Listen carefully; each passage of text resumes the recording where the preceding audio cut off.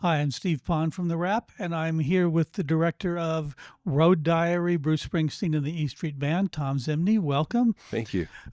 This is is this your third Bruce movie to come to Toronto, I think? Yeah, Or- it is the third film. It's amazing to be back here, and we've had some great experiences in the past with Western Stars and Darkness on the Edge of Town. This is one of our first festivals. So, I mean, I've lost count. How many film projects have you now done with Bruce over It's the a great years? question.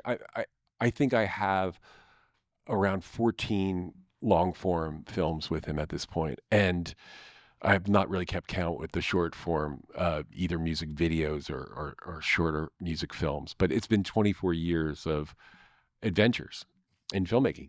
Yeah, this Road Diary has all those challenges that the Bruce films he throws at you. You never know what to expect. So Mhm. Right.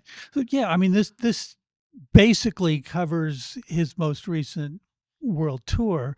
Um, but then there's also flashbacks to very early stuff. And so was it this always designed as we're going to do the tour, but you're going to see where this came from? I think in making this film, it's the beauty of working with Bruce in general is and also in making this film is that we don't go in with a set POV. It literally starts with Bruce saying, "We're gonna get the guys together, rehearse the band, come on by and do some filming." And for me, in my collaboration with John Landau and with Bruce, it's to be present. And what happened was I saw a story.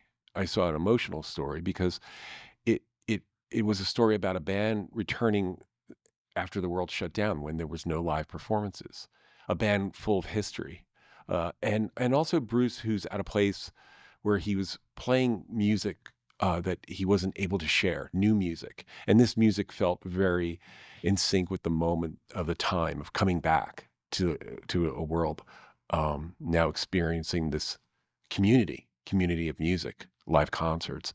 So my job in filmmaking with these guys is just to be present and try to notice the smaller details and tell a little bit of E Street history, talk about Bruce in the moment, what he's thinking about. He gives me these amazing moments of narration and his thoughts. There's this dance that happens in the editing process and the filmmaking process, which is I'm taking in all these moments and scenes, unpacking them in the edit room, sit with John and Bruce and sort of take it to another level. And that's what happened with Road Diary. Right. I mean, I feel like the first time I saw this show on this tour myself, there's such a sense of okay, he's playing lots of his big songs, but there is a story in this show, and it has to do with loss and coping with adjusting to people who aren't there anymore, to losses in his band and in his life. And as somebody who's been listening to him since the early 70s, you really get a sense of okay, there's a journey that he's gone on, and he's now talking about it in his music and in the show more explicitly, I think, than he ever has before. I witnessed in the rehearsals and also in the live performances, Bruce talking to the audience in a way that felt very different, that was dealing with these themes of mortality. And also I've looked at these songs that he's placed together, and the songs were really an emotion have an emotional arc. You might have a song from the past with Bruce Springsteen that you loved in certain contexts, but after our world and what we've survived in the last few years, and time itself, passing with the band and the band's history, you felt like these songs were different. They were playing different live. And Bruce was aware that by setting up a set list that had an emotional impact. And I didn't want to go into the areas of a concert film. I didn't want the cliches of rock and roll. I had to pay really close attention to the storyteller. And Bruce Springsteen's concerts give you that magical feeling of a story that encompasses all those elements and themes of happiness, reflection, joy, humor. It has it all. And I took a cue from Bruce in his live show. I wanted the film to reflect those moments and those themes. Mhm. I mean, you don't want a straight concert film, which you've obviously done in the past with Bruce, but at the same time, you have to have a lot of live performance in this film, or people are going to feel shortchanged if they don't get to hear, a big chunk of a lot of the key songs. So how do you balance that? It's a great question. I think the way you balance out a film in keeping a story and then having musical moments is that you look at your musical sections on what they're serving for the story. You keep focused on the lyrical content because a lot of the song selections I picked for the documentary were helping with the themes that the interviews were sharing, the themes that Bruce's voiceover was sharing. So you don't go down a road of just music for music's sake.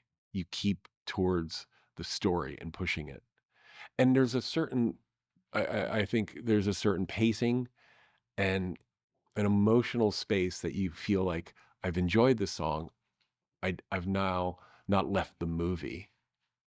There's just an editorial beat that you have to keep, which is, keeping within the feeling of the film that it's moving forward and telling a story. Mhm. So how basically you've done movies on Johnny Cash, on Elvis, on Willie Nelson. Are you always going to be there if Bruce comes calling? I always hope Bruce will call. And I always hope that I go to it in the way that I did with this last film, Road Diary, which is it's day one. I carry my history of working with them for the 24 years, but I don't walk in with a POV and a confidence that says, oh, the movie's going to be this. This is what I really want to do.